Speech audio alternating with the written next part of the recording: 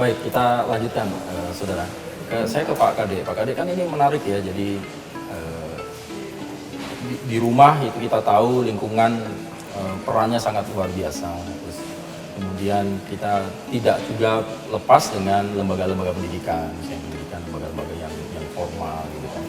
Nah, kalau melihat perjalanan sekarang, gitu, bagaimana kita fokus ke Bali deh, Pak ya, terhadap kondisi-kondisi di Bali seperti ini. Apa yang dilakukan oleh KPPAD terkait memperkuat supaya ya ini tadi lah, perlindungan kita pada anak-anak ini betul-betul efektif, betul-betul menjadi ini kita bersama ya, jadi pekerjaan rumah kita bersama. Bagaimana Pak Kadek?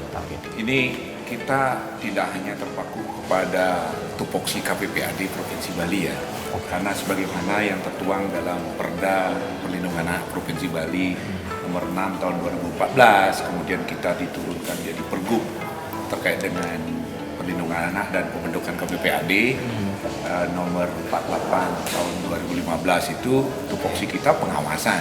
Tapi bukan berarti kita terus hanya mengawasi, kemudian memberikan rekomendasi, mengingatkan, atau bahkan menyalahkan. Kita tidak dalam posisi itu.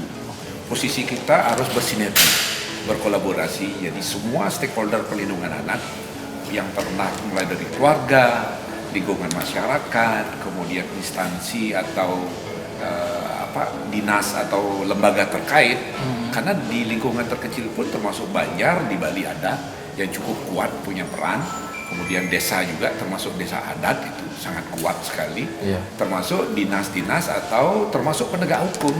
Jadi kita harus berkolaborasi, bersinergi untuk bagaimana perlindungan anak dalam kaitan dengan pemenuhan hak anak ini betul-betul bisa terwujud, bukan hanya manakala ada sebuah kasus baru kita ribut.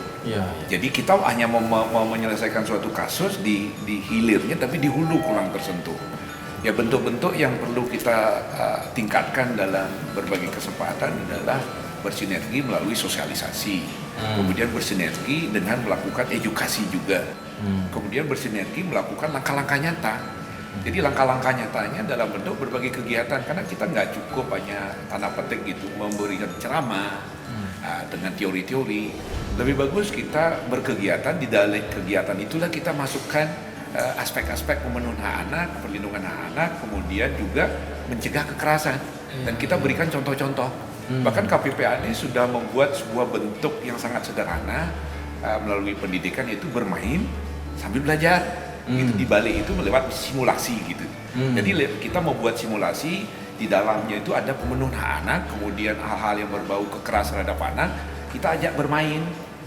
Kita buatkan simulasi, mereka mengambil kartu, kemudian kita memberikan pengetahuan tentang pemenuhan hak anaknya, kemudian berbagai hal terkait dengan pengetahuan kekerasan terhadap anak, sehingga mereka lewat bermain itu mereka bergembira, bersenang, kemudian mereka memahami pengetahuan baru. Itu melibatkan sekolah? Melibatkan anak-anak, dan kita lakukan di sekolah.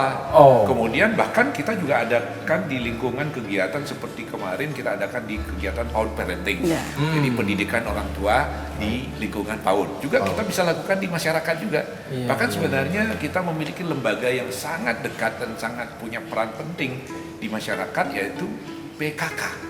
Nah, ini PKK juga mempunyai peran, karena itu pemberdayaan kesejahteraan keluarga ini sangat punya kepentingan yang besar. Kalau anaknya terlindungi, anaknya memiliki wawasan hak dan mengetahui terkait dengan kekerasan, anak itu akan semakin mandiri, cerdas, dan bisa melindungi diri sendiri. Tidak mesti harus anak itu dilindungi oleh orang lain, instansi, bahkan termasuk hanya negara.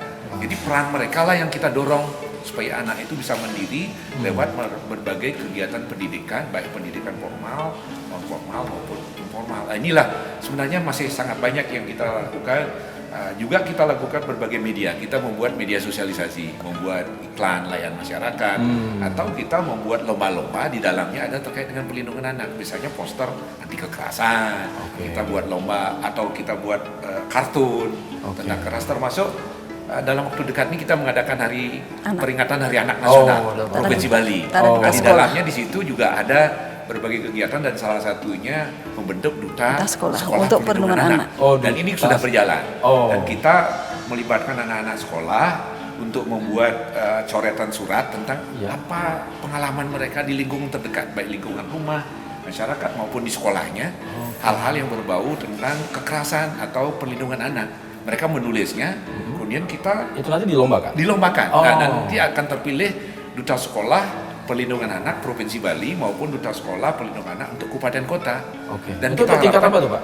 Di SMA, tingkat SMK. SMK sementara SMA, ini. SMK, Ke depan oke. kita akan perluas lagi untuk tingkat SMP juga. Oke. Dan nantinya anak ini akan menjadi, tadi kita menyinggung tentang pelopor dan pelopor. Pelapor. Pelapor. Jadi dia akan menjadi pelopor pelindungan anak, manakala ada suatu kekerasan yang tidak bisa tertangani di lingkungan sekolah atau di lingkungan keluarga atau lingkungan masyarakat, itu bisa dilaporkan. Dia Dan melaporkan. anak siap menjadi pelapor juga. Oh. Jadi jangan melakukan pembiaran atas adanya kekerasan. Baik. Dan ini salah satunya. Kemudian kita lomba kartun juga ya. Oh. Kemudian nanti akan dipamerkan. Oh, Pada siap. kesempatan peringatan Hari Anak Nasional, kita punya event yang namanya Fantasi Anak Nasional gitu. Jadi Festival Provinsi Kreasi. Bali akan diselenggarakan dalam waktu dekat.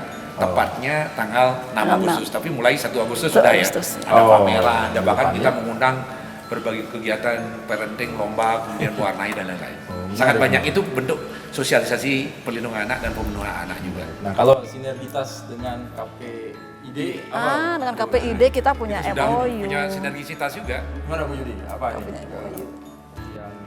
Yang sudah dilakukan? Iya, dengan Dan juga dengan perlindungan anak. Betul. Nah, gitu ya. KPI itu kan terus-menerus mendorong lembaga penyiaran agar lebih mengutamakan siaran yang ramah anak pada tayangan-tayangannya.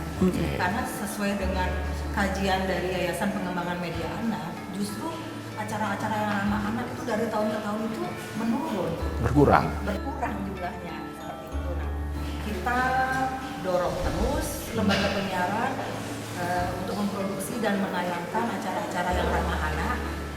Untuk menstimulasi itu, kita secara rutin mengadakan anugerah penyiaran ramah anak dalam rangka Hari Perayaan Hari Anak Nasional. Biasanya kita adakan itu di bulan Juli. Nah, cuma tahun lalu karena pandemi agak molor dan dilakukannya di bulan November akhir. Seperti itu. Tapi tahun ini kemungkinan akan kembali lagi pada momen Hari Perayaan Hari Anak Nasional. Dan yang membanggakan, Pak Bambang, dari anugerah penyiaran ramah anak tingkat nasional itu ada satu radio di Buleleng yang membawa harum nama Bali. Dia menjadi pemenang di tingkat nasional sebagai kategori radio dengan program anak terbaik tahun Oh iya? 2021. Oh iya, apa yang dilakukan Bu? Programnya apa itu? Programnya itu Sekarare namanya. Oke, Jadi Sekarare. dari Radio Nuansa di FM yang di Buleleng. Di Buleleng. Itu dia ada program yang namanya Sekarari Dolanan Anak-anak. Nah, itu yang menang di tingkat nasional. Nah, seperti itu berbangga banget kami berikan apresiasi setinggi-tingginya. Luar biasa. Dan juga dia masuk nominasi juga di Anugerah Penyiaran Bali 2021. Oke. Itu yang salah satu mungkin yang KPI bisa lakukan untuk menstimulasi adanya tayangan-tayangan yang lebih ramah Jadi anak pada tahun. mendorong ya Bu ya, supaya lembaga penyiaran ini, televisi maupun radio, ini berperan aktif untuk menciptakan apa ya, perlindungan dan ramah kepada anak itu. Begitu. Baik, nanti kita lanjutkan lagi Bapak Ibu-Ibu. Saudara jangan kemana-mana, kita akan lanjutkan dalam segmen terakhir, Sapa Redaksi on Location.